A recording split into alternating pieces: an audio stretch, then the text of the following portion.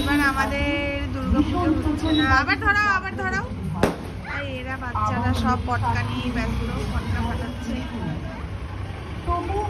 চলছে বাড়ির সামনেই।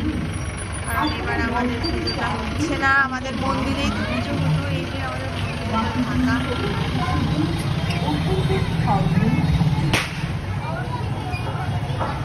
আমাদের বাড়ির সামনে পুজো হচ্ছে।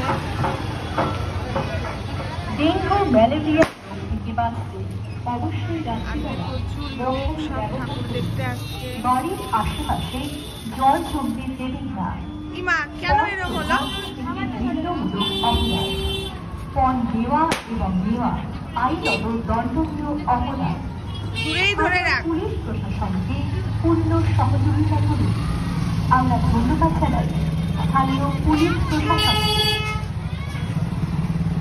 কি করছিস?